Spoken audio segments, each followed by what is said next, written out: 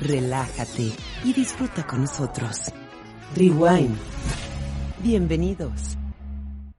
¿Qué tal, amigos de Rewind? Seguimos con esta serie que tanto nos ha gustado. Muchas gracias a todos los que han escrito en las redes, que nos han dado muy buenas ideas. Y el día de hoy vamos por una segunda parte, mi partner, de Voces del Vino Mexicano. ¿Cómo estás? Hello, Edgar. Muy bien, muy bien. La verdad es que, híjole, es que no acabamos con esta gente tan importante de Chihuahuas. Pero hoy vamos a hablar de otros más que han dejado legado o que siguen dejando, porque siguen aquí haciendo su trabajo.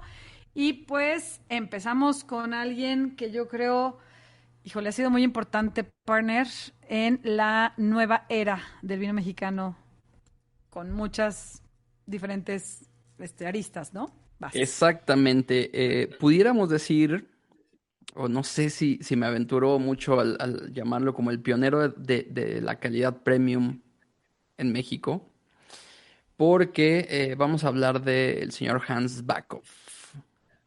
Ujú, Él ujú. en Hans 1900... Backhoff, papá. Papá, exactamente. Ajá.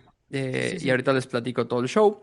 En 1988, cuando casi nadie hablaba del Valle de Guadalupe como destino de vinos finos, un grupo de científicos mexicanos, entre ellos un ingeniero químico con alma de viticultor llamado Hans Backhoff, tuvo la audacia de fundar una bodega con una premisa radical, ¿no? Para la época. Ujú. Y era hacer vino mexicano de calidad comparable al mejor del mundo. Sí, sí, sí, sí. Y bueno, esa bodega fue Montechanic, conocida por todos, Es. es Sí. Montechanic, una bodega preciosa, una bodega enorme, muy bonita, eh, y también con una línea de vinos amplia.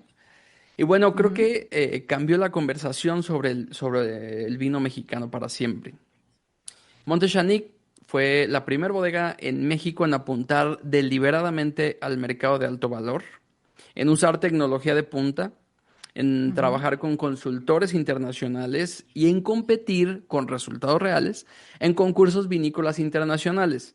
De hecho, su Chenin Colombard y posteriormente su Gran Ricardo, eh, ujú, este ensamble de Cabernet Sauvignon con influencias bordalesas, pues se convirtieron en referentes nacionales, que creo ujú. que este último Gran Ricardo, creo que es de las botellas que más pudiéramos identificar como el vino premium de México, ¿no? Sí, sí, Obviamente sí. La están las verdad. opiniones divididas y lo que usted quiera, pero de que el nombre o esta firma de Gran Ricardo está presente, está presente. Ujú, Creo que ujú. Backhoff demostró pues que el orgullo no era suficiente, había que combinar pasión con rigor científico. Y esa combinación era posible en suelo mexicano. Entonces, Ujú. la decisión y la opinión final la tienen ustedes, si lo logró o no. Creo que Gran Ricardo es un gran vino. Sí, No, claro. no para decir si es el mejor o no, pero no hay duda de que es un buen vino. Es un buen vino, ya sea el tinto o el blanco, ¿eh? Porque el blanco el El Sauvignon blanco Blanc está también está increíble. espectacular. De hecho, a mí me encantan los dos, pero me gusta más el blanco, te soy honesta. Lo Sí. hace Oscar Gaona y qué bueno le queda. La verdad es que me encanta, pero en general sus vinos, los Calixa, todos estos son muy Todos. buenos vinos. El rosado, por ejemplo, es muy rico, ¿no? Todo es que ahora le llaman rosa mexicano. Pero a ver, a mí algo que me encanta de este señor Hans, o bueno, me encanta de lo que logró es, a ver, él sí, nace allá en Baja y Hans Backhoff escudero en el 46. Nace en Ensenada, pero él curiosamente también empieza, viaja, estudia, tarde o temprano trae muchos orígenes alemanes también, bueno, antecedentes alemanes, pero algo que me gusta de él es que estudia ingeniería bioquímica y aquí en México él empieza a hacer sus propios vinos caseros. Sí. Y dura bastantes añitos haciendo su propio vino casero, el típico que le llevaba a los amigos, y ¡ay, qué rico tu vinito! ¿No? Pero hay una costumbre en Baja que es la regata. hay una regata de estos barcos o veleros, cada año la hacían, y por lo general la gente en ese momento lo que tomaba era cerveza, oye, el calorón que debe de hacer, ¿no? En ese momento allá. Claro. Tomaba cerveza, en sus barcos llevaba cerveza y todo, y Hans Backhoff llevaba su vino casero. Y empieza a repartirlo por todos lados. Y la gente empieza a probar el vino casero de Hans Backhoff y dice, oye, ¿y esto qué? ¿No? Y ahí es cuando empieza a convencer a sus amigos, que eran los socios, Tomás Fernández, Manuel Castro, Eric Haxter o Haxaster, o como se diga, Ricardo Gel, y entonces los convence para fundar juntos lo que tú bien nos platicaste, que es Montechanic, ¿no? Entonces, me encanta cómo desde joven traía esta inquietud tan fuerte Ey, y lo logra primero haciendo un vino casero. ¿No? No lo hubiéramos pensado, porque de muchos hemos hablado con, ay, sí, empezó en la bodega tal, hizo la gran bodega, y no, acá empieza como muy de poquito a poquito y empieza a crecer lo demás hasta crear, pues como decíamos de las otras vinícolas, un gran monstruo en positivo, que es Montechanic, y que para mí es un antes y un después de el marketing en el vino mexicano, sí, Montechanic. sí, por supuesto. Sí, han sabido, y eso mucho ya también gracias a Hans Backhoff actual, ¿no? Al hijo, Al ¿no? hijo. Que ha sabido revolucionar también toda esta comunicación del vino como bodega, imagen, redes, marketing, comunicación, todo. Entonces, sí, yo creo que hay mucho que aprenderle tanto al legado de don Hans Papá, quien ya no está con nosotros. Me acuerdo cuando entrevistamos a Cristina Pino, ¿te acuerdas? Que Sí, cuando le preguntamos con quién tomaría un vino, se le quebró la voz cuando dijo con Don Hans. sí. Ha de haber sido un personajazo, bueno, totalmente. Y bueno, y ahora con Hans hijos, ¿no? Hijo, quien es Hans Backhoff Guerrero. Entonces, sí, pues una familia que también sigue haciendo muy buenas cosas, que también exporta y que sigue poniendo el nombre del vino mexicano muy en alto. Así es. Sí, sí, sí. Y tú traes otra familia también, partner. Sí, de hecho, digo, para que no todo se vaya al valle, vamos a hablar, Ujú. Cierto.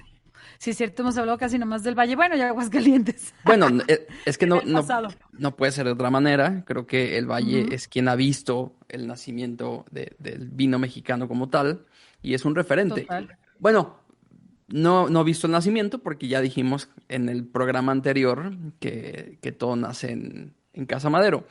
Pero bueno, nos vamos a ir ahora a Guanajuato por Ujú. una historia de una pareja de amigos que llegaron a sentar las bases dentro de esta zona. Y bueno, esta historia aparte, ¿no? Citando a un historiador que se llamaba Rodolfo Gershman, Ujú. él escribía que con la llegada del catalán Juan José Manchón Arcas a Dolores en 1975, se marcó el inicio de una nueva era. Nacido en Vilanova, en Penedés, antes de llegar a México trabajó en la bodega Codorniu, en San Ujú. Sadurní d'Anoia y Ujú. también en Chile. En el país amplió sus conocimientos en una hacienda en Zacatecas antes de llegar a Dolores Hidalgo, donde comenzó a hacer vino casero también, ¿ves? Como todo inicia en casa. Ah, también, también, claro. Y en 1978, junto a su amigo Ignacio Vega, que era propietario de la hacienda vecina, pues se juntan y en esa hacienda, al final de la década de 1980, se plantan las primeras vides, que eran como aproximadamente unas 10 hectáreas, donde justamente el hijo, Nacho Vega, Ignacio Vega, el hijo de Ujú. Ignacio más bien, Ricardo Ricardo. Vega, Ajá. se asocia también con el hijo de Juan José, Ujú. de Juan Menchón, y siguen los pasos de su padre para sentar lo que es cuna de tierra, ¿no? Sí, claro, De claro. hecho, pues fue por este Ricardo Ujú. que completa un doctorado en enología en Valencia, ¿no?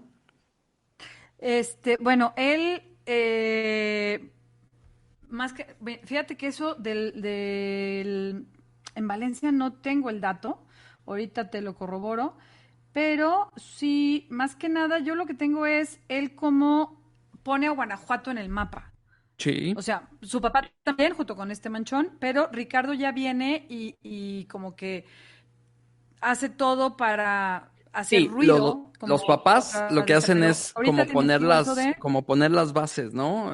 Porque estas familias fueron, digo, tomaron la decisión, creo que acertadamente, porque los vinos en Guanajuato están increíbles, tomaron la decisión de seguir cultivando uva para producir vino de alta calidad, ¿no? Ujú. A Sí, sí, partir de sí. esta sociedad surge en la primera década del siglo XXI Cuna de Tierra en Dolores Hidalgo y que Ujú. es el primer proyecto vinícola del estado que se posicionó en el mercado nacional con productos de calidad, impulsando una nueva era para el sector vitivinícola guanajuatense. Aquí es donde entra lo que Ujú. tú dices. Ellos logran hacer o posicionar toda la zona de Guanajuato. Sí, sí está cañón. De hecho, pues no fue ahí el congreso pasado del CMB y todo esto en Exacto. Guanajuato. El concurso mundial de Bruselas lo llevaron a Guanajuato. La verdad es que sí ha sido como después de Valle de Guadalupe, Ricardo, bueno, desde su papá, Bodegas Manchón también, todos ellos han hecho mucho ruido como lo que es la cuna de Guanajuato, ¿no? Cuna de tierra. Y de hecho, sí es muy interesante ir a la bodega. ¿Te ha tocado ir? Sí, muy bonita, muy. Muy bonita. Arquitectónicamente está padrísima, Sí, ¿no? O sea, todo súper orgánico, súper natural. De hecho, hay un momento que hasta, a cierta hora del día, hasta pareciera que se pierde, ¿no? En sí. esa, no es un desierto, pero sí es una zona muy árida, muy seca, y se llega como a perder así entre la luz de cierta hora, pero la torre esa tiene una torrecita, no tan alta, pero sí tiene una torrecita en medio del viñedo, te llevan en el camioncito, te trepas, ves todo el terreno Pues de hecho alrededor, sus o sea, etiquetas tienen ahí esa torre. la torre. Ajá, justo. Y yo creo que sí es un hombre que desgraciadamente ya no está con nosotros, pero hizo, o sea, como que fundó bases para el vino de Guanajuato, ¿no? Y ha sido muy bueno en cuestión, igual, promoción, comunicación y subir el estándar de calidad, Ricardo. Ha subido el estándar de calidad del vino de Guanajuato y las demás bodegas lo han sabido seguir. Y fue un hombre muy querido, muy, muy querido por mucha gente. En vez de crear competencia, creó comunidad. Fue parte del clúster de Guanajuato, de los vinos de Guanajuato, de este consejo que se formó. Y creo que eso es lo bonito, que no solo trabajó por su bodega, sino trabajó por todo el estado. Sí, Y yo creo que ahí es donde más está su legado, ¿no? por supuesto. Sí, de hecho, Sí. ojalá sirva esto también como un homenaje y un reconocimiento, porque sí, desgraciadamente no fue hace mucho, que No, fue en el 24, hombre, en el 24, sí, cuando una se lo noticia llevaron. Pero triste. bueno, muy, muy triste. Varias personas, pues buenos amigos, bueno, estaban desconsoladísimos, pero por eso, porque fue un hombre muy querido, fue un hombre Sí, muy querido, fue un hombre que trabajó muy fuerte y muy duro por el vino mexicano primero y segundo por el vino de Guanajuato y lo logró, o sea, en su corta vida, porque pues, no fue tan larga, bueno, hizo mucho en ese tiempo y lo hizo bien. Y qué padre, creo, estuvo con los creadores de su consejo, todo el clúster, y pues yo creo que ese es su gran legado. Dolores, en, lo que hizo en Dolores, Dolores Hidalgo, Guanajuato, y la bodega, bueno, qué bonito lugar. Lo hizo su sobrino, ¿sí sabías eso? sí, fíjate que en Líder Empresarial tenemos ahí una cápsula de un videíto con él, una Ujú, pequeña ujú. mini entrevista Ajá. donde habla de cómo nace la bodega, su parte de su historia. Está padre, está muy, muy, muy bonito el video. Pero A ver sí si les supiste en paso ahí el cómo link. fue que le dice, bueno, tú hazla. Estaban en una Navidad, creo, en una fiesta familiar. Y el sobrino platicando de que querían hacer la nueva bodega y hacerla más grande y hacerla como para el enoturismo, porque también fue de los pioneros del enoturismo en Guanajuato. Y el sobrino, pues yo te la hago, tío. Y en la fiesta y en el calor de las copas, sí, ándale, tú la haces, ándale. Y el sobrino dijo, ah, conste, yo la hago. Y sí. Entonces, cuando regresa el sobrino, le dice, oye, ¿qué onda? Ya dijiste, Tú tengo el proyecto dijiste, así como sí. Ok, pues ya como me hago para atrás. Eso dicen las leyendas, las nuevas leyendas, digámoslo así. Y así fue, y la verdad es que lo logró porque cómo entra la luz en ciertas formas, Sí. donde tienen todas las barricas, estos ventanales chiquitos que tienen para así tener cierta luz, pero que no le pega a la barrica, pero, o sea, la arquitectura muy linda y el restaurante es muy bueno, ¿no? Entonces, pues sí, creo que gran proyecto.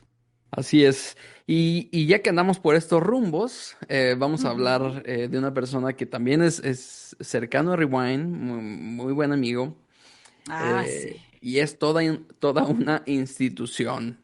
Es de los viticultores más importantes del país, y Ujú. es hablar del señor Rafael Garza, Rafa Garza para los Ah, amigos. amigote, amigote, Rafa Garza, tipazo, Bueno, hablar de él tipazo. es hablar de una de las figuras más importantes y muchas veces discretas detrás del Ujú, conocimiento reciente de la vitivinicultura mexicana. ujú, ujú, Él, pues, es un ingeniero agrónomo, especialista en viticultura, formado en Montpellier, Francia. ujú, Rafa Garza ha dedicado gran parte de su vida a entender la vid desde la tierra, desde el clima, desde el trabajo en campo. Más que solamente producir uva, su labor ha estado enfocada en construir las bases técnicas y agrícolas que hoy permiten que muchas regiones vitivinícolas mexicanas sigan creciendo. Él ujú, estuvo detrás, por ejemplo, de los vinos en Nayarit. Bueno, el ujú. vino en Nayarit, porque creo que no hay uno. Pues en el En el viñedo, la viñedo. neta, sí, sí, sí. Pues en toda Este, la República va y en toda viene, Pablo. él está en todos lados. Aunque Sí. lo queremos encontrar aquí, bueno, no es de Aguascalientes, pero Ajá. aquí vive. Pues nomás no lo hayas, ¿no? Ya sé. Y Él precisamente estuvo aquí, aquí. Ajá. exactamente en Aguascalientes, es donde pues ha sido una pieza clave, o fue pieza clave en el renacimiento vitivinícola moderno, participando activamente como asesor, como impulsor técnico, referente dentro del Consejo de Ujú. Vitivinicultores del Estado.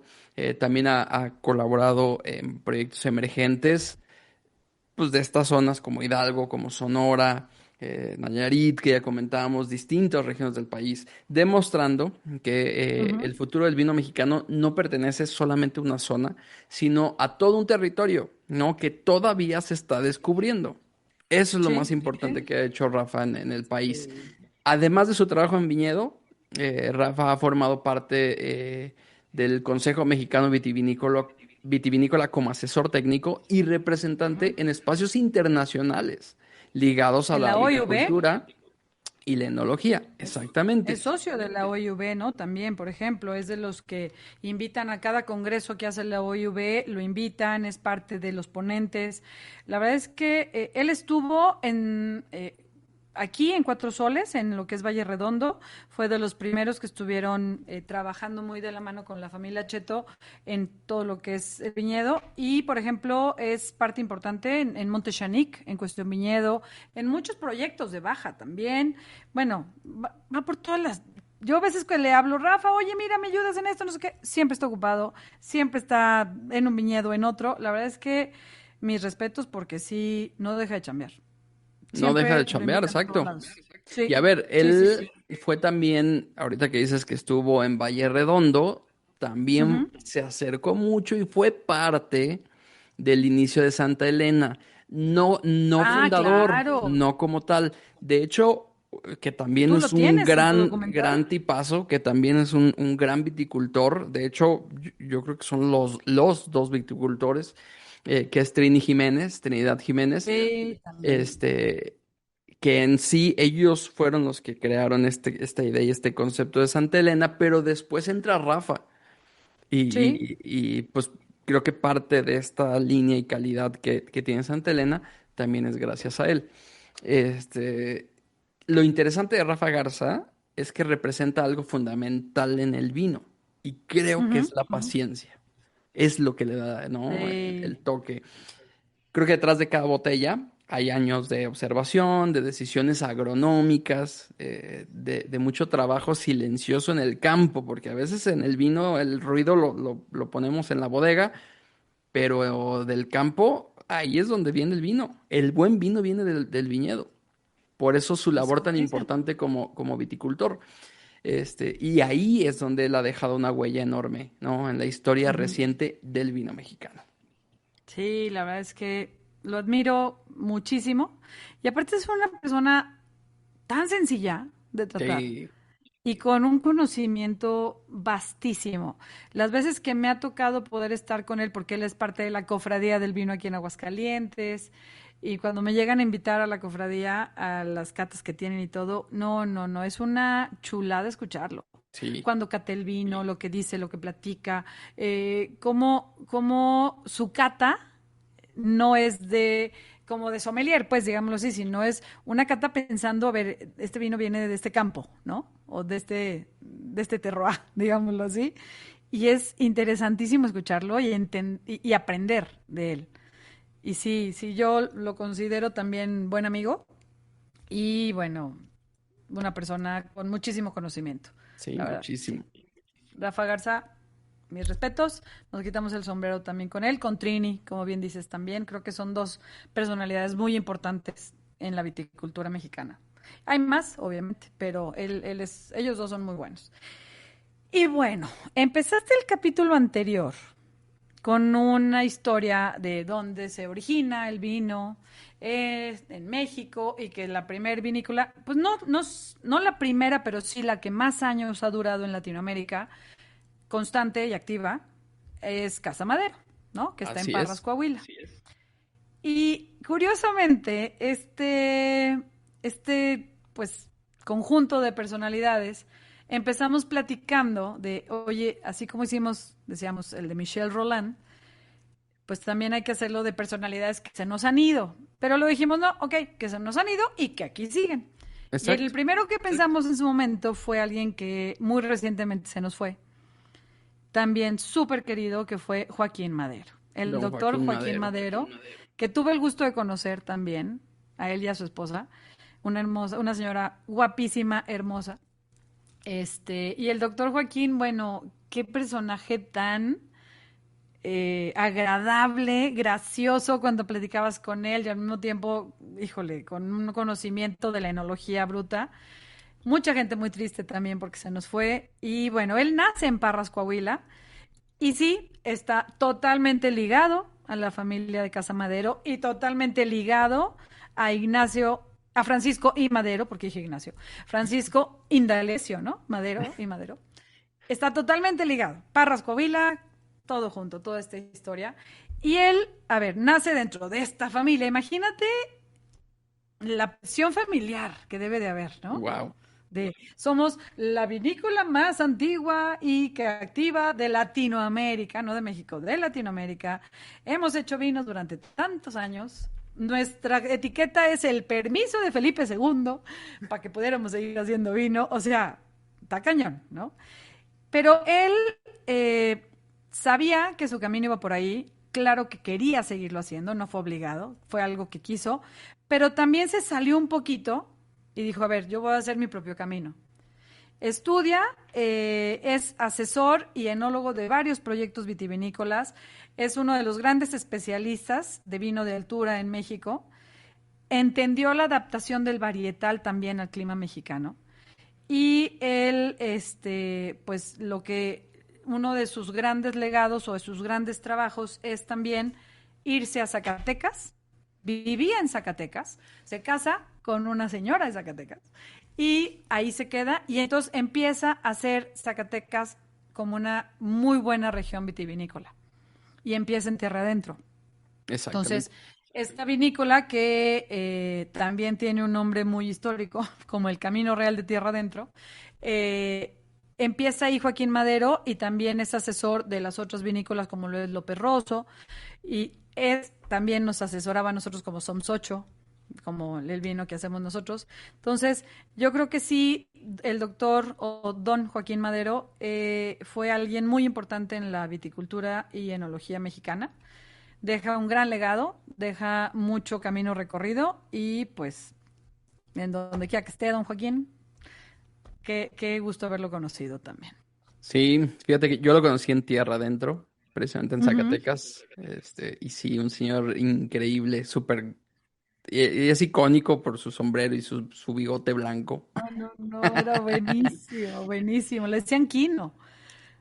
Curiosamente, sus amigos le decían Kino y hace poquito, esa vez cuando pues se va, fallece, me escribe Antonio Laviaga, Ajá. quien es un muy, muy conocido sommelier, conocedor de vino, escritor, es editorial, escritor editorial, amiguísimos ellos dos. Bueno, me dice Mari, es que hay un antes y un después en la enología mexicana con Joaquín Madero. Entonces, sí es muy bonito y también todos lo recordaron con mucho cariño. Hugo da Costa también habló, bueno, hermoso de él en las redes, todo.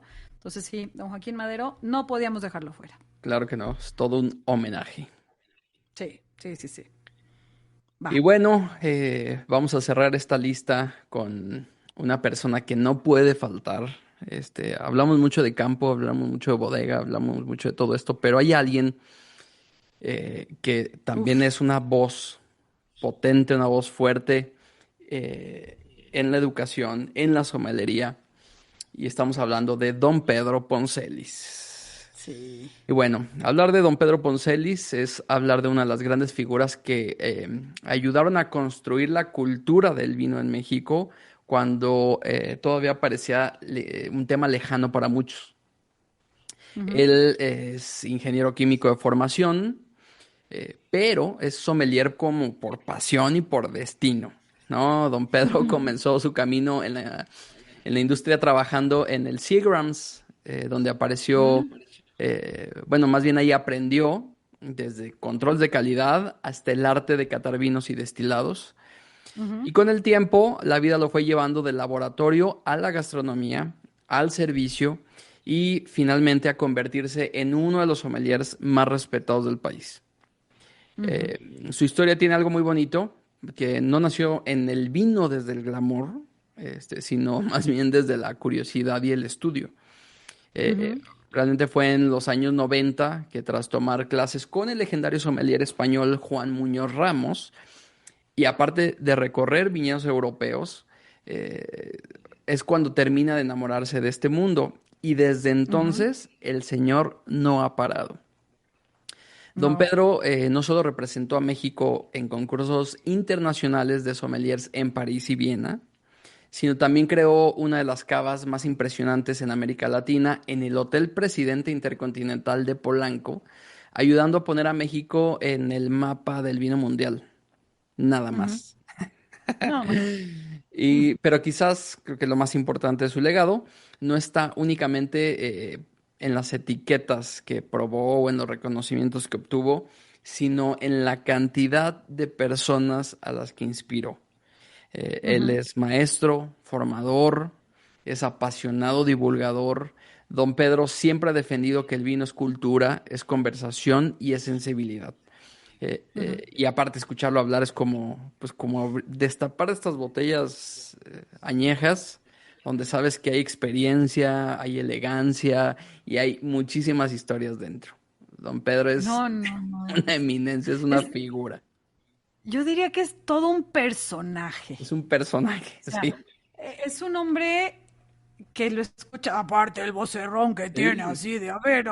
Cuando lo entrevisté, ¿te acuerdas? Digo, no le hicimos una gran entrevista, pero le hicimos una pregunta en Guía Peñín. por supuesto, ahí no lo No, no, no, checamos. y cómo nos contesta, por ahí anda el short en nuestras redes.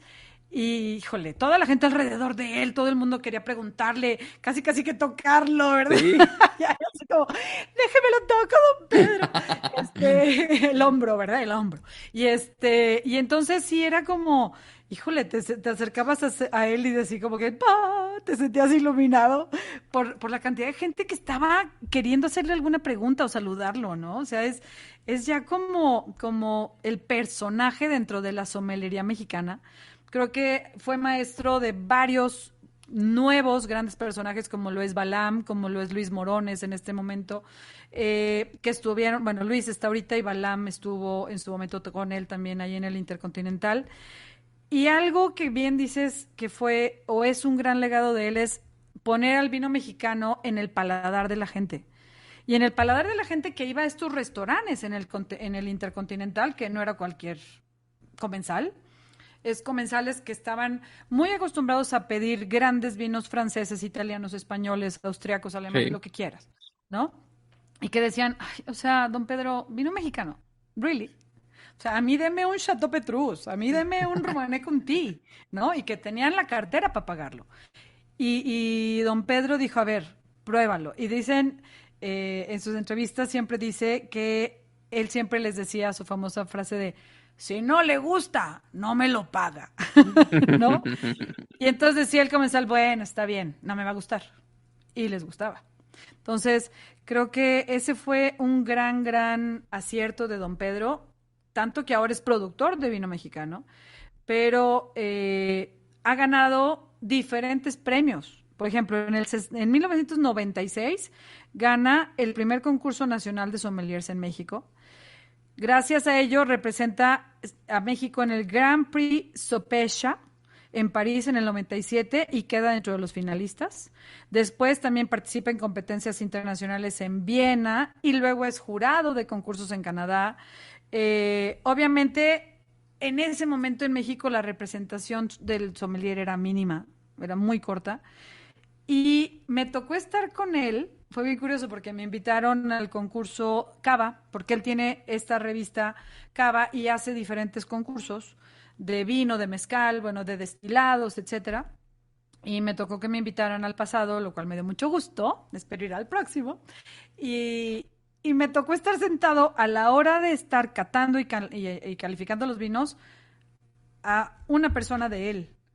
Entonces fue así como muy interesante también, al final, escuchar sus apreciaciones, porque sí hubo un par de vinos que le llevaban y le decían, a ver, don Pedro, del juez no sé qué, número tal, no decía quién, este vino cree que trae un defecto. Y lo probaba don Pedro y, no, a ver, este vino no trae defecto, lo que pasa es que esto y esto y esto y esto y esto y esto, llévenlo.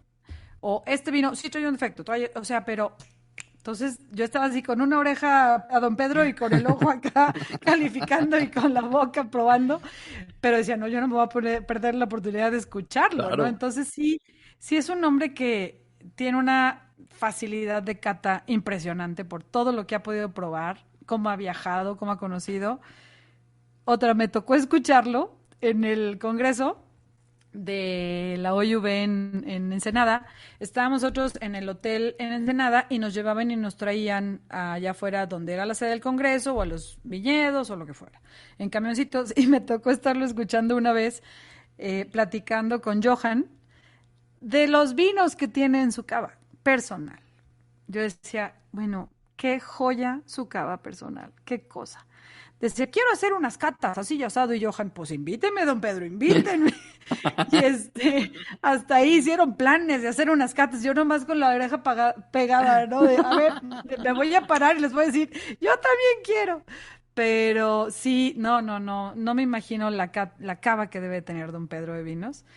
Y como les decía, pues ya tiene su vino propio junto con su hijo, ¿no?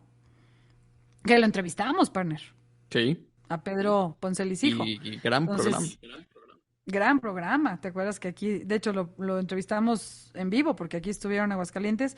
Y sí, tienen su viñedo y allá en Baja, ¿no? Entonces, pues siguen, se llama De Poncelis, su proyecto, ¿no? Algo así. Entonces, sí es interesante cómo sigue apostando por el vino mexicano. Así es, pues llegamos al final de un programa, un segundo programa de Voces del Vino Mexicano. Seguimos Ay, atendiendo los nombres que ustedes nos mandan y esperemos que sigan mandando nombres. Y a ver, como conclusión, ujú, lo que México le debe al vino y lo que el vino le debe a México. Hemos recorrido, pues literalmente un continente en este episodio y el continente tenía el tamaño de un país, porque hace 400 ujú, años el vino, su cuna fue en México. ujú, Desde los viños de Parras, ¿no? hasta Dolores Hidalgo, Valle de Guadalupe, el mar que cubre Valle de Guadalupe, Aguascalientes con su renacimiento, bueno, todo el país que nos Guanajuato, ha llevado, Zacatecas, ajá. Zacatecas, donde el sol le pega más fuerte que ningún otro viñedo. Cada, Sí.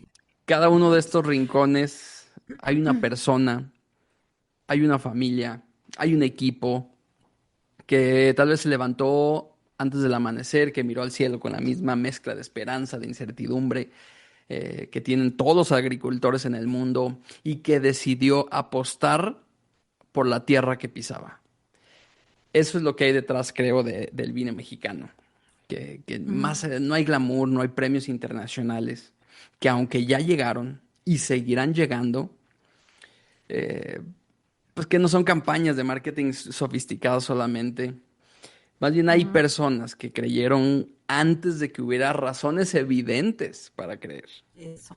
Ujú. Que plantaron Apostaron. cuando otros dudaban, que Ujú. abrieron bodegas cuando el mercado les decía que el consumidor mexicano no estaba listo.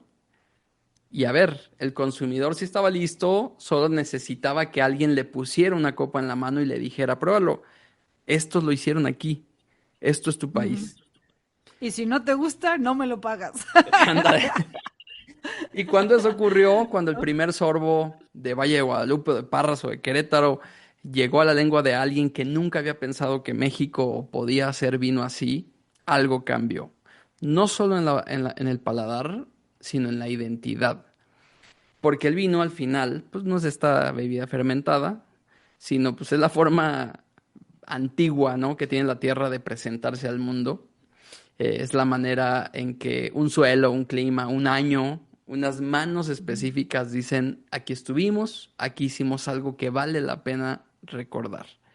México Ujú. lleva diciéndolo 400 años, más de 400 años, solo que ahora estamos aprendiendo a escucharlo. Yo soy Edgar Ujú. Pérez y este es Rewind. ¡Ay, partner! What a ¿Cómo ves, Mari? closure. Pero es cierto, coincido completamente contigo. Aventaron la moneda, echaron un volado y les cayó sello, ¿no?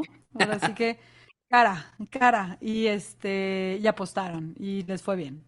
Obviamente, ¿qué historias habrá de desesperación, de frustración, de enojo, de creer que no se iba a lograr? Y dijeron, no importa, le seguimos. Y eso yo creo que también es lo importante, porque pues ahorita lo que platicamos se oye muy bonito, todo, pero ¿cuánta gente les diría que no en el camino? ¿Cuánta gente les dijo, ay, por Dios, seguro que lo quieres hacer eso? O sea, en México, hello. Y pues sí, sí lo quiero hacer. Y fueron, o sea, siguieron lo que creían y lo siguen defendiendo, o su familia lo sigue defendiendo. Y eso también está muy lindo, cómo están dejando estas nuevas generaciones, ¿no? Entonces, pues un aplauso por todos estos personajes que platicamos en estos dos capítulos, nuestra mayor admiración, respeto, y hay muchos nuevos, hay muchos personajes nuevos. Díganos, ¿quién les gusta? ¿Quién da más? ¿Quién da más? ¿Quién sigue? Entonces, que ya en ese momento haremos nuevos capítulos sobre esto y muchas gracias. La verdad es que nos emociona poder platicar de estas cosas, que somos fans de México. Fans de México. Ay, sí, está increíble. Pues muchísimas gracias, Mari. Qué gran platiquita también la de hoy. Vendrá muchos programas, eso sí, Ujú. hablando de este Gracias, tema. partner. Exacto, Nos exacto. vemos la siguiente semana. Recuerden seguirnos en Ujú. nuestras redes, escribirnos en cualquiera de las plataformas. Estamos en audio, estamos en video, estamos en fotos, estamos en todos lados.